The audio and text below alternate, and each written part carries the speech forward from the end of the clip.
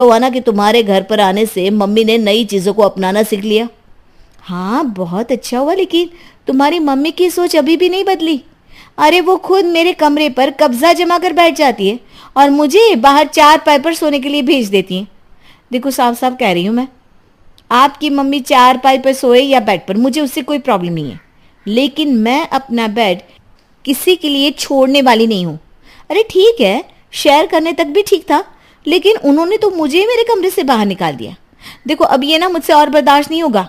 देखो दीपा, मैं समझता हूँ कि माँ जो भी कर रही है वो गलत है, लेकिन तुम भी सोचो ना, इस तरह से माँ को तुम्हारे कमरे में जाने से मना करना कोई अच्छा थोड़ी ना लगेगा। वो तुम्हारी भी तो माँ के समान है, थोड़ा एडजस्ट कर लो ना। ओफो, ठीक है, कोशिश करती हूँ। अरे जब से बहू के बेड पर सोना शुरू किया है, मुझे ये खटिया रात भर चुभती है। ऐसा लग रहा है जैसे इस पर लेट कर तो कोई आराम ही नहीं मिल रहा। ऐसा क्या करूं कि रात को भी बहू के बेड पर ही सोने को मिल जाए।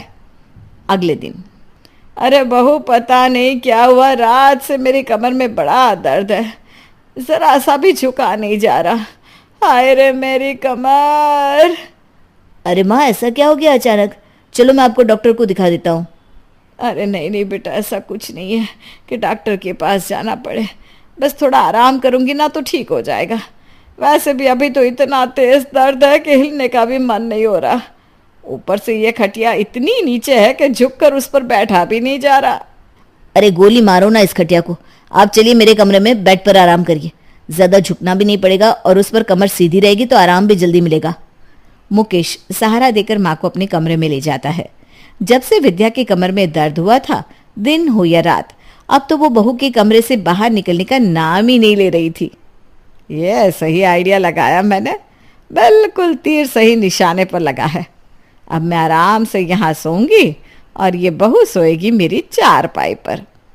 मुझे ऐसा क्यों लग रहा है कि माँ जी का कमर दर्द सिर्फ बहाना है, उनकी कमर में कोई दर्द नहीं हुआ। क्या करूँ ऐसा कि माँ जी की असलियत इनके सुपुत्र के सामने आ जाए। अगर मैं समझाऊंगी तो उन्हें समझ में आने वाला है नहीं। सबूत तो दिखाना ही पड़ेगा कि उनकी माँ कितनी बड़ी ड्रामेबाज है। आइडिया, अब बताती हूँ माँ जी को कि उन्होंने किसके साथ पंगा लिया है। दीपा अपने कमरे में मोबाइल को वीडियो रिकॉर्डिंग मोड में सेट करती है और बेड के नीचे 500 का नोट ऐसे रखती है कि वो आधा झांकता हुआ नजर आए। कुछ देर बाद विद्या सोने के लिए कमरे में दाखिल होती है और देखती है कि बहू के बेड के नीचे से एक 500 का नोट झांक रहा है। 500 का नोट कहाँ से आ गया? चुपचाप उठा लेती हूँ। विद्या नीचे से नोट उठाकर उसे अपने पास रख लेती है। कुछ देर बाद बहू बहाने से कमरे में आकर अपना छिपा हुआ फोन वहां से ले जाती है।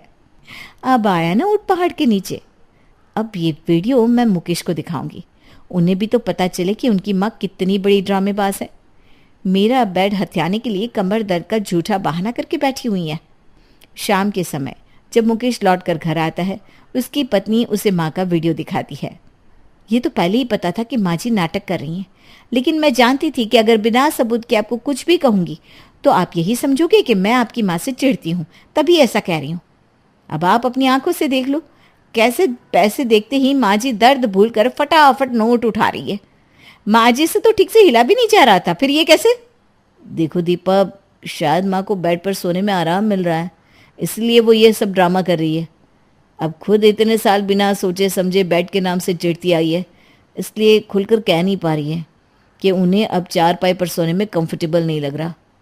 देखो माँ जी की इस ईगो के लिए मैं अपना कमरा कुर्बान नहीं करने वाली। आप अपनी मम्मी से बात करो और कल की कल मेरा बेड खाली कराओ। ठीक है। अगले दिन, माँ जी 12-24 यही है क्या? हाँ बेटा यही है, बताओ क्या काम है? माँ जी ये बेड का ऑर्डर किया था ना आपने, वही लेकर आया है, बताइए कहाँ लगाना है। अरे बेटा हमारे घर पर पहले ही बेड है, गलत एड्रेस पर आ गए हो तुम।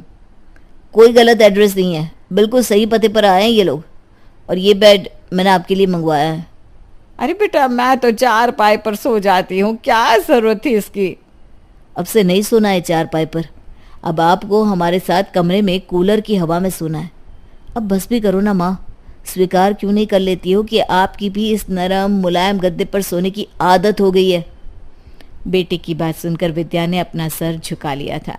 आखिर में घर में दोनों सास बहू को अपना अपना बेड मिल गया था, जिसे पाकर दोनों फूली नहीं समा रही थी।